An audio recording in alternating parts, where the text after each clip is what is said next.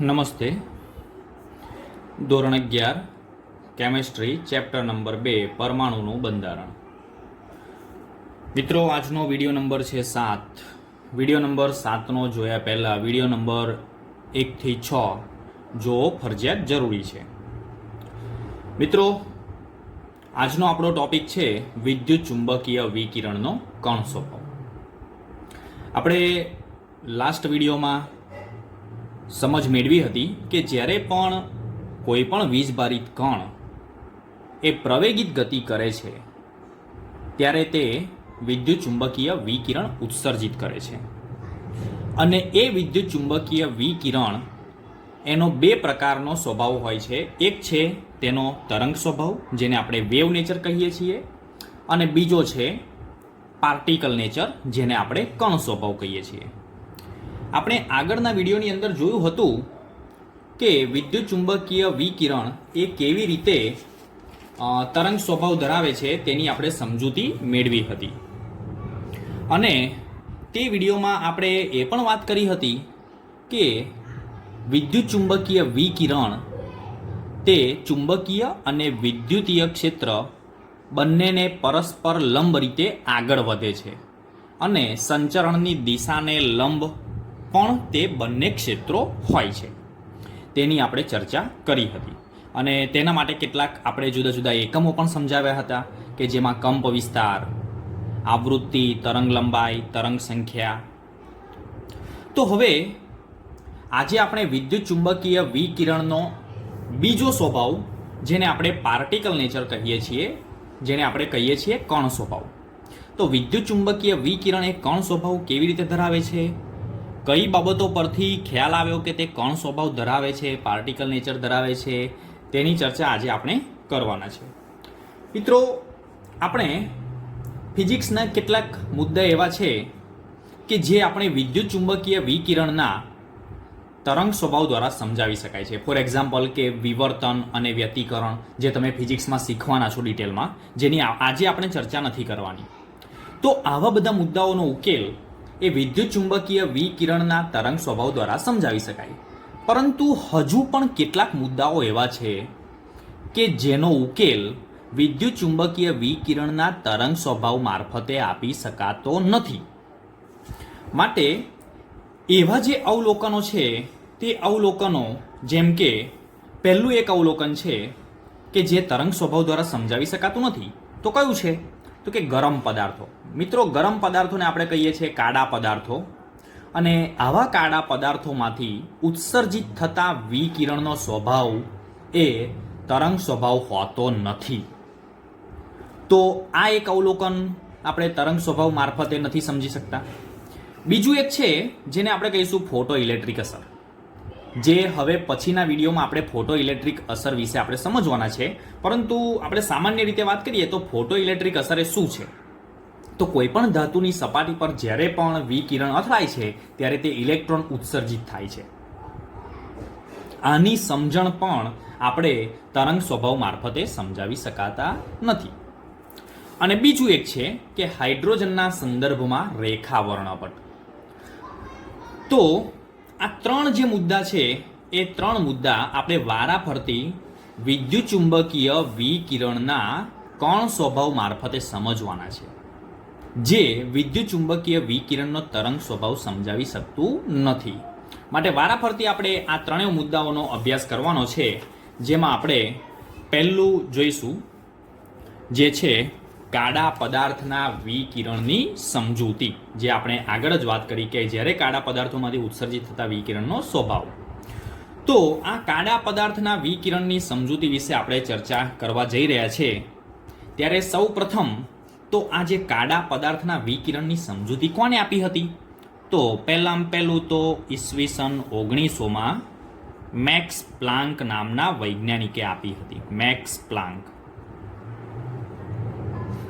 Planck નામના વૈજ્ઞાનિકે આપી હતી. તેને સમજાવ્યું કે જ્યારે પણ ઘન પદાર્થને ગરમ કરવામાં આવે છે ત્યારે તે વિશાળ વિસ્તાર ધરાવતી તરંગ લંબાઈવાળા વિકિરણ ઉત્સર્જિત કરે છે.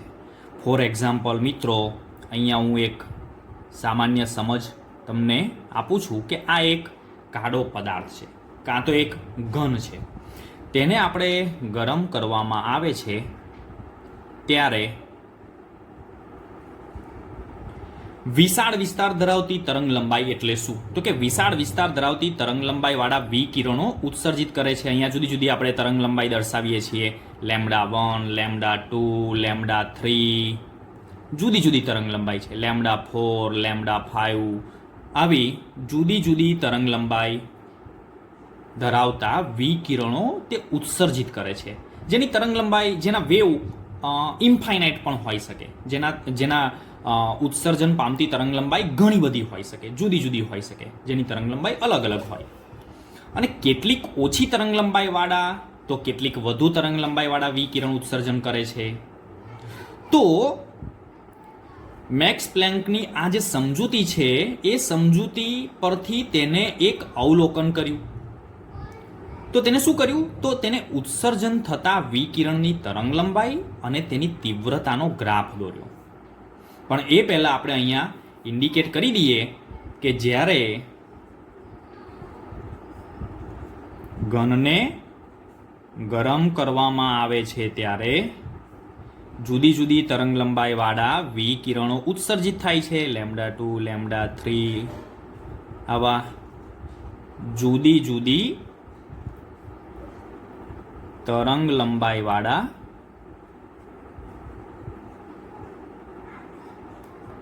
વિકિરણો ઉત્સર્જિત થાય છે. જેમાં જુદી જુદી તરંગ લંબાઈ હોઈ શકે. કોઈકની વધુ તરંગ લંબાઈ હોય, કોઈકની ઓછી તરંગ લંબાઈ હોય. ફરી તેને શું કર્યું? તો તેને આ જે અવલોકન પરથી તેને એક ગ્રાફ દોર્યો. અને એ ગ્રાફ શાના વિરુદ્ધ શાનો છે? તો ઉત્સર્જન થતા વિકિરણની તરંગ લંબાઈ વિરુદ્ધ તીવ્રતાનો આલેખ. તીવ્રતા એટલે શું મિત્રો? તીવ્રતા એટલે જે જથ્થો છે તે. તીવ્રતાને આપણે જથ્થાના સ્વરૂપમાં અહીંયા સ્વીકારવાનું છે. તો એને ઉત્સર્જિત થતા વિકિરણની તરંગ લંબાઈ અને તીવ્રતાનો તેને એક ગ્રાફ દોર્યો. આપણે તે ગ્રાફની પહેલા સમજૂતી મેળવીએ કે તે ગ્રાફ શું કહેવા માંગે છે. તો આ પ્રમાણે મિત્રો તેને એક ગ્રાફ દોર્યો. ગ્રાફની અંદર અહીંયા વાય અક્ષ પર છે તીવ્રતા, વિકિરણનો જથ્થો જેને આપણે કહીશું, અને વિકિરણની તરંગ લંબાઈ જેને આપણે અહીંયા નેનોમીટરમાં ઇન્ડિકેટ કરેલી છે. મિત્રો તમે અહીંયા જોશો તો તમને ગ્રાફની અંદર ખ્યાલ આવશે કે આ ગ્રાફની અંદર શરૂઆતની અંદર તમે જોઈ શકો છો તો શરૂઆતની અંદર ઓછી તરંગ લંબાઈ વાળા વિકિરણની તીવ્રતા ઓછી છે. તો તમે અહીંયા ઇન્ડિકેટ કરીને જોઈ શકો છો. તો તરંગ લંબાઈ જેમ જેમ ઓછી છે તેમ તેમ તેની તીવ્રતા ઓછી જોવા મળે છે. એટલે અહીંયા આપણે લખીશું, ઇન્ડિકેટ કરીશું, ઓછી તરંગ લંબાઈ વાળા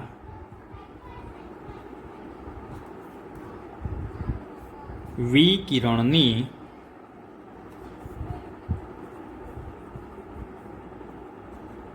તીવ્રતા એટલે કે જથ્થો તેનો, એવા વિકિરણોનો જથ્થો કેવો છે? ઓછો છે, તીવ્રતા ઓછી છે. મિત્રો ખાસ આપણે તીવ્રતા શબ્દ સમજીએ ત્યારે આપણા દિમાગમાં વિકિરણનો જથ્થો એવો ખ્યાલ આવવો જોઈએ, તો જ આપણને આ મુદ્દો સમજાશે. અને પછી વધુ તરંગ લંબાઈ વાળા જે વિકિરણો જે છે, જેમ જેમ આગળ જઈએ છીએ તેમ તેમ તરંગ લંબાઈ વધે છે, તેમ તેમ તેનો જથ્થો, તીવ્રતા એની વધે છે. જેમ જેમ તરંગ લંબાઈ વધે છે તેમ તેમ તીવ્રતા પણ વધે છે. મિત્રો તમે અહીંયા જોઈ શકો છો કે જેમ જેમ એની તરંગ લંબાઈ વધતી જાય છે, જો અહીંયા તરંગ લંબાઈ તો એનો જથ્થો વધે, અહીંયા તરંગ લંબાઈ તો એનો જથ્થો વધશે, અહીંયા તરંગ લંબાઈ તો એનો જથ્થો વધે છે. તો શરૂઆતની અંદર એક સમય એવો આવશે કે એક તરંગ લંબાઈએ તેનો જથ્થો સૌથી વધુ મેક્સિમમ તેનો જથ્થો આપણને જોવા મળે છે. મેક્સિમમ તેનો જથ્થો જોવા મળે છે. જ્યાં આગળ જે તરંગ લંબાઈએ તે પદાર્થનો આપણને રંગ દેખાય છે. તીવ્રતાનું મૂલ્ય જે તરંગ લંબાઈએ વધારે હોય, તીવ્રતાનું મૂલ્ય જે તરંગ લંબાઈએ વધારે હોય તે તરંગ લંબાઈવાળો રંગ તે પદાર્થનો આપણને દેખાય છે. અને જેમ જેમ પછી તરંગ લંબાઈ આપણે વધારતા જઈશું તેમ તેમ ધીમે ધીમે આગળ તેની તીવ્રતા ઘટતી જાય છે. એટલે મિત્રો તમે જોઈ શકો છો તીવ્રતા ધીમે ધીમે તેની ઘટે છે, પરંતુ શૂન્ય બનતી નથી. આટલું યાદ રાખીશું, શૂન્ય બનતી નથી. તો આ તો આપણે ગ્રાફની વાત કરી, પણ આનો ઉપયોગ શું? આને શાના અર્થમાં આપણે સમજવું હોય, આને કોઈ ઉદાહરણ દ્વારા સમજવું હોય તો કઈ રીતે સમજાશે? તો મિત્રો આપણે એક ઉદાહરણ દ્વારા એને સમજવાનો પ્રયત્ન કરીએ. તો કે લોખંડનો સળિયો છે. લોખંડનો સળિયો, લોખંડના સળિયાને આપણે જો ભઠ્ઠીમાં ગરમ કરીશું, ભઠ્ઠીમાં આપણે તેને ગરમ કરીશું, એટલે કે તેનું ટેમ્પરેચર વધારીશું, તો શરૂઆતની અંદર આપણને તેનો જે કલર છે તે ઝાંખો લાલ દેખાય છે શરૂઆતની અંદર. ફરી જેમ જેમ તેનું તાપમાન વધારવામાં આવે, અહીંયા સમજો T1 તાપમાન છે, અહીંયા સમજો T2 તાપમાન છે, એટલે તાપમાન જેમ જેમ વધારવામાં આવે તેમ તેમ તે વધારે લાલ થાય છે. એટલે અહીંયા આપણે લખીશું વધુ લાલ થાય છે. ફરી એના કરતાં પણ જો વધારે આપણે તાપમાન વધારીશું તો તે સફેદ દેખાય છે. મિત્રો ધીમે ધીમે પછી તે સફેદ દેખાશે, ઉપર સફેદ રાખ જેવું આવી જશે. અને એના કરતાં પણ જો આપણે તાપમાન સૌથી વધારે જો વધારવામાં આવે, જેને આપણે T4 તાપમાન કહીએ, ત્યારે તે વાદળી રંગનો બને છે. વાદળી રંગનો છેલ્લે સળિયો બનતો હોય છે. તો મિત્રો આમાંથી આ બાબત અને આ ગ્રાફ સાથે એને શું લેવા દેવા છે, એને ક્યાં સંબંધ ધરાવે છે બંનેને? તો મિત્રો અહીંયા આપણે એ ખાસ ધ્યાન રાખીશું. તો જ્યારે પણ આપણે લોખંડના સળિયાને ગરમ કરીએ છીએ ત્યારે આપણી આંખ ફક્ત તેનો લાલ રંગ જ આપણને ગરમ થતા દેખાય છે. તો એ લાલ રંગની જે તીવ્રતા છે, લાલ રંગની તરંગ લંબાઈએ તેની તીવ્રતા સૌથી વધુ હોય છે મિત્રો. એટલા માટે તે રંગ આપણી આંખને દેખાય છે. તો એ આની સાથે એનો સંબંધ છે. એટલે કે બધી જ તરંગ લંબાઈવાળા વિકિરણો બહાર નીકળે. બધી જ જ્યારે એને ગરમ કરીશું ત્યારે બધી જ તરંગ લંબાઈવાળા વિકિરણો બહાર નીકળે છે, પરંતુ આપણને ફક્ત એક જ રંગ દેખાશે. અને એ એક જ રંગ જે દેખાય છે તેની તરંગ લંબાઈએ તેની તીવ્રતા સૌથી વધુ હશે, અથવા તો તેની તરંગ લંબાઈ સૌથી વધુ હશે, એ રંગની તરંગ લંબાઈ સૌથી વધુ હશે એવું આપણે કહી શકાય. અને એ જ રંગ આપણને દેખાશે. એટલે અહીંયા આપણને લોખંડનો સળિયો લાલ દેખાય છે કારણ કે તેની તરંગ લંબાઈ સૌથી વધુ હોય છે. અને તે વખતે એ તરંગ લંબાઈના પોઈન્ટ પર તેનો જે તીવ્રતાનો જથ્થો છે એ તીવ્રતાનો જથ્થો એટલે કે વિકિરણ સૌથી વધુ હશે. એટલા માટે આપણી આંખ લોખંડના સળિયાને લાલ રંગથી જ જોઈ શકીએ છીએ. તો મિત્રો આના પરથી આપણે કહી શકીએ કે કાળો પદાર્થ એટલે શું? કાળો પદાર્થ કોને કહેવાય? તો કાળો પદાર્થ એટલે એક આદર્શ પદાર્થ. આપણે એની ડેફિનેશન અહીંયા લખીશું.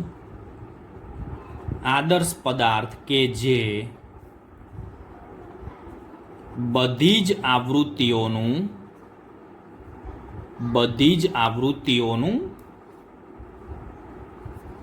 ઉત્સર્જન અને અવશોષણ, એટલે કે તેને બધી જ આવૃત્તિઓવાળા પ્રકાશનું વિકિરણનું તે ઉત્સર્જન પણ કરે અને તેનું શોષણ પણ કરે, જેને આપણે અવશોષણ કહીએ છીએ. અવશોષણ કરે તેને કાળો પદાર્થ કહે છે. માટે આપણે શરૂઆતની અંદર મિત્રો કાળો પદાર્થ જે શબ્દનું આપણે યુઝ કર્યો હતો, કારણ કે કાળા પદાર્થને આપણે ગરમ કરીએ છીએ ત્યારે તે અસંખ્ય તરંગ લંબાઈવાળા વિકિરણો ઉત્સર્જિત કરતું હતું. માટે એની ડેફિનેશનને આપણે આ રીતે રિપ્રેઝન્ટ કરી શકાય. આદર્શ પદાર્થ અથવા તો કાળો પદાર્થ કહેવાય.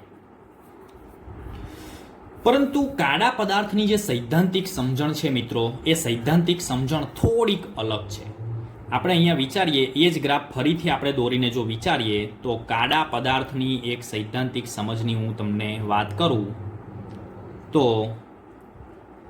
એનો જે ગ્રાફ છે તે ગ્રાફ તીવ્રતા વિરુદ્ધ જો તરંગ લંબાઈનો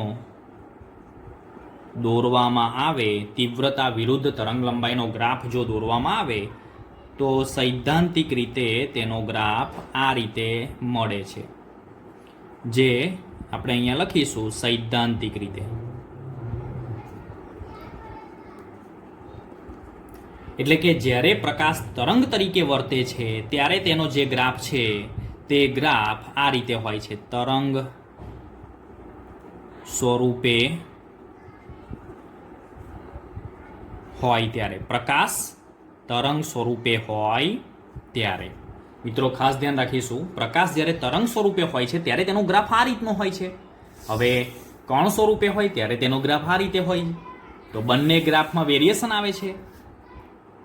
તો એનો મતલબ એ થયો કે પ્રકાશ એ તરંગ તરીકે વર્તે છે એ વાત બરોબર છે, પણ તેમાં ક્યાંક ને ક્યાંક પ્રશ્ન ઊભો થાય છે, તેમાં બદલાવ જરૂરી છે મિત્રો. ફક્ત તરંગ સ્વભાવ એટલું ને, તેનું એક બીજું પણ સ્વરૂપ, જ્યારે એકચ્યુઅલ જે પ્રેક્ટિકલી આપણે એ પદાર્થનો જે ગ્રાફ છે તે આ રીતે આપણે જોયો આગળ. તો આ ગ્રાફ અને આ ગ્રાફ છે તે આપણે અહીંયા પ્રેક્ટિકલી રીતે, એટલે કે એકચ્યુઅલ છે, પ્રેક્ટિકલી પ્રાયોગિક રીતે આવો ગ્રાફ મળે છે, અને સૈદ્ધાંતિક રીતે કે જ્યારે પ્રકાશ તરંગ સ્વરૂપે વર્તે છે ત્યારે આવો ગ્રાફ મળે છે. તો એનો મતલબ કે પ્રકાશ કે વિદ્યુત ચુંબકીય વિકિરણ એક બીજો પણ સ્વભાવ ધરાવતો હોવો જોઈએ, અને એ સ્વભાવ એટલે તેનો કણ સ્વભાવ, તેનું પાર્ટિકલ નેચર. એટલે આના અભ્યાસ પરથી મેક્સ પ્લાન્કે એક સૂચન કર્યું, અને તે સૂચન આ મુજબ છે. તો મિત્રો મેક્સ પ્લાન્કે કહ્યું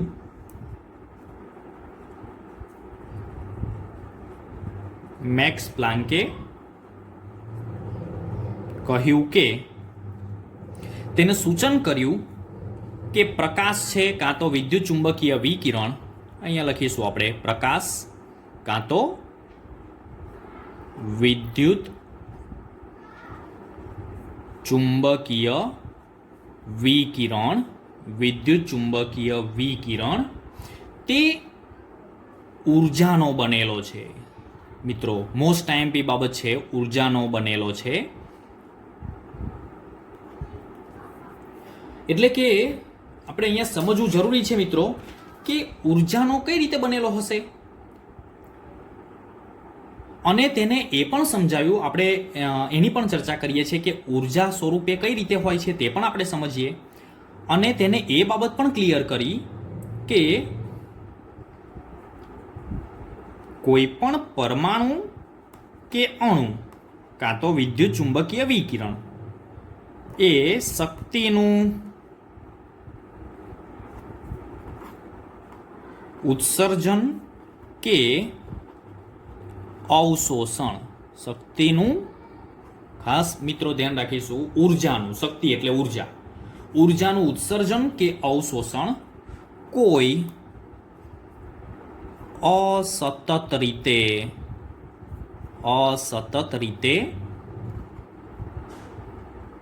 જથ્થામાં કરે છે. મિત્રો ખાસ અગત્યનો પોઈન્ટ છે અહીંયા, એના પરથી આપણને તેનું કણ સ્વરૂપ તેનું ખબર પડશે કે આ જે પ્રકાશ છે, વિદ્યુત ચુંબકીય વિકિરણ છે, તે કણ નેચર કઈ રીતે ધરાવે છે તેનો આપણને.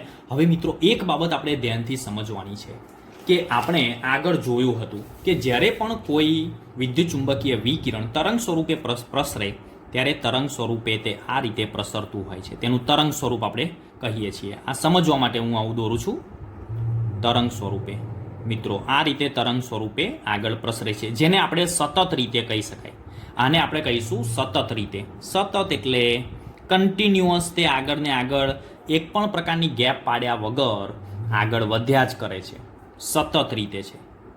પરંતુ મેક્સ પ્લાન્ક એમ કહેવા માંગે છે કે જે પ્રકાશ છે, વિદ્યુત ચુંબકીય વિકિરણ છે, તે તૂટક રીતે, તૂટક એટલે એક ઉર્જાના બંચમાં આગળ વધે છે, ઉર્જાના બંચમાં.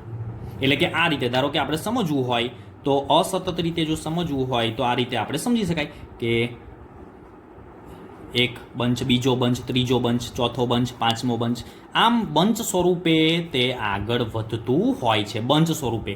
હવે આ જે દરેક બંચ છે તે એક ઉર્જાનો જથ્થો નક્કી કરે છે.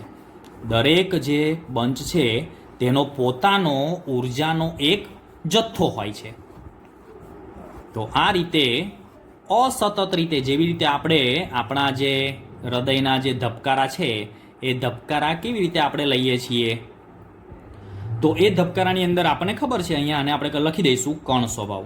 કણ સ્વભાવ આપણે આપણા ધબકારા તૂટક આપણે બોલીએ છીએ ને, ધક ધક ધક ધક, એવી રીતે અહીંયા પણ જે એનો તરંગ સ્વભાવ છે એ સતત રીતે આગળ વધે છે, પરંતુ એ કણ સ્વભાવ સ્વરૂપે પણ આગળ વધે છે. એનો બીજો સ્વભાવ છે, બરોબર. અહીંયા આપણે કણ સ્વભાવની વાત કરીએ તો એક ઉર્જાનો બંચ, બીજો ઉર્જાનો બંચ, ત્રીજો ઉર્જાનો બંચ, ચોથો ઉર્જાનો બંચ, એમ કણ સ્વરૂપે એક કણ, બીજો કણ, ત્રીજો કણ, ચોથો કણ, એમ આગળ તૂટક રીતે આગળ વધતું હોય છે. તો મિત્રો આને આપણે ક્વોન્ટમ થિયરી પણ, મેક્સ પ્લાન્કની ક્વોન્ટમ થિયરી, એને ક્વોન્ટમ થિયરી તરીકે પણ આપણે ઓળખીએ છીએ. તો આમ અહીંયા આપણે લખી શકીએ કે ઉર્જાનું સૌથી ઓછું પ્રમાણ જે શોષાય છે કે ઉત્સર્જન કરે છે તેને, મિત્રો ખાસ ધ્યાન રાખીશું અને ડેફિનેશનને આપણે સમજીશું કે ક્વોન્ટમ એ નામ કેમ આપ્યું છે.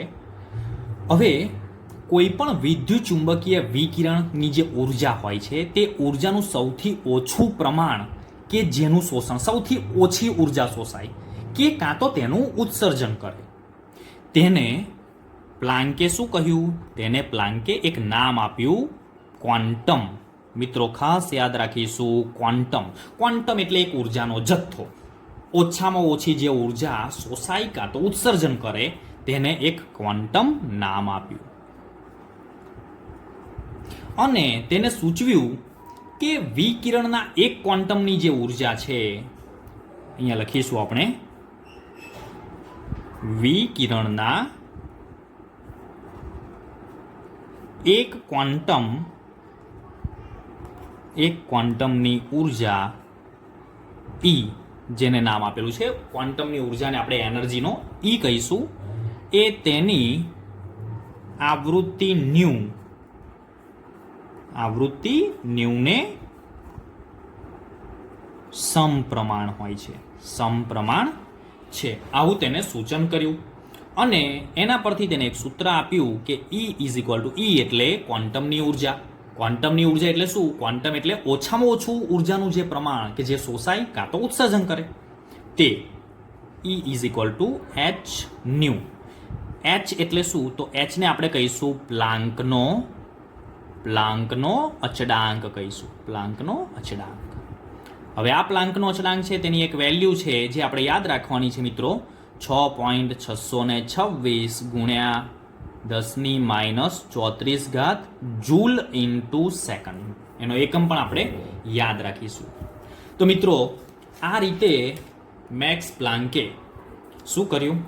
તો જેવી રીતે વિદ્યુત ચુંબકીય વિકિરણના તરંગ સ્વભાવ છે એવી રીતે એક બીજો સ્વભાવ, અને એ બીજો સ્વભાવ એટલે તેનું પાર્ટિકલ નેચર. તો પાર્ટિકલ નેચરની તેને સમજૂતી આપીશું. હવે આના જેવી જ બીજી એક થિયરી છે ફોટો ઇલેક્ટ્રિક અસર. તો એ ફોટો ઇલેક્ટ્રિક અસર વિશે આપણે ફરીના વિડીયોમાં જોઈશું.